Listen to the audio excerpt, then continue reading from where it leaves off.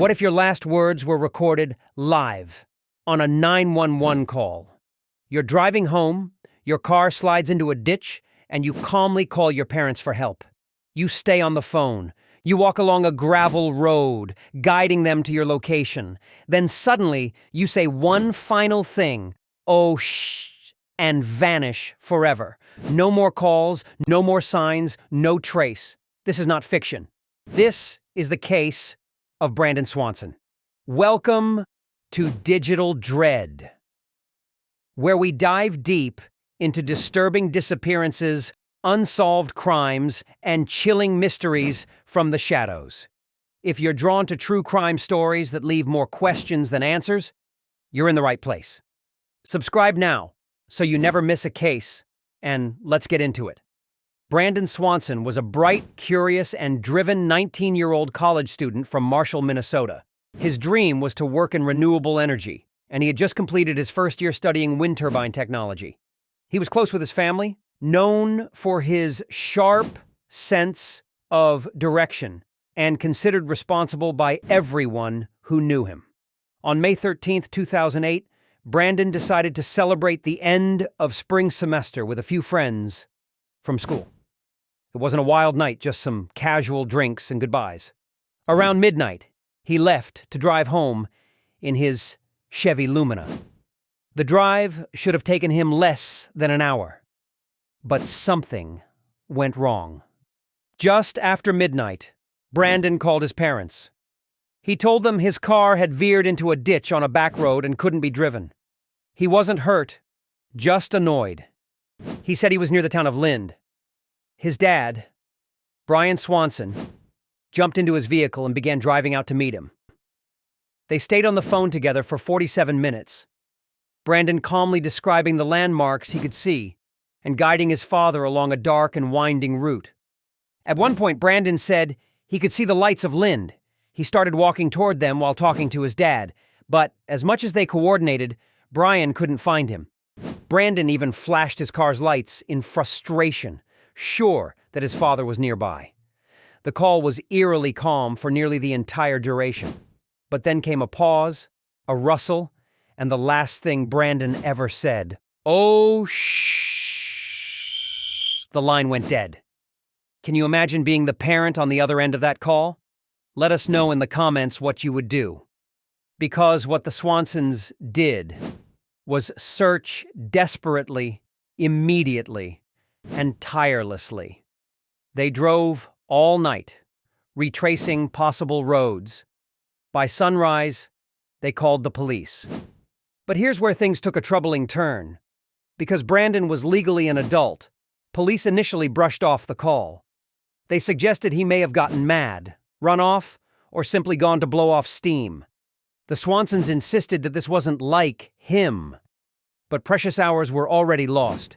When the car was finally located, it wasn't near Lind at all. It was 25 miles away, on a gravel road outside of Taunton. This detail left investigators scratching their heads. How had Brandon gotten so far off track? And why did he believe he was somewhere completely different? Tracking dogs followed Brandon's scent for nearly 3 miles. They traced a route down back roads, through fields, all the way to the Yellow Medicine River. His scent crossed the river and continued briefly on the other side before vanishing. Dive teams searched the river. Volunteers combed the area. Helicopters, drones, cadaver dogs. None of it turned up a trace. No phone, no wallet, no clothing, nothing. It's as if Brandon disappeared into thin air. Now is a great time to pause and like this video if you think Brandon's story needs more attention.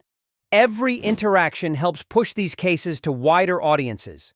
So what happened? Let's break down the leading theories. The first is accidental drowning. Authorities believe Brandon may have fallen into the river and drowned. But skeptics point out the river was shallow at that time, and every possible effort to locate remains came up empty. The second theory involves foul play. Could Brandon have crossed paths with someone on that back road? A stranger? Someone with bad intentions? Was he picked up by a passing car? There's no evidence of this, but with no body and no scene, the door remains open. A third theory suggests Brandon became disoriented. Maybe due to alcohol, maybe due to stress. Some speculate he could have wandered into a dangerous area like an abandoned building, silo, or well and was never found. There are even darker theories. That he was struck by a vehicle and the driver covered it up. That he was abducted and taken far from the site. But again, no physical evidence has ever confirmed any of these. What makes this case especially haunting is how avoidable some of it may have been. If authorities had acted sooner, could they have found Brandon? Could earlier searches have turned up more clues? It's a question the Swanson family still wrestles with. Out of this tragedy came action. In 2009, Minnesota passed Brandon's Law, requiring immediate police response in adult missing persons cases that appear suspicious or involve unusual circumstances.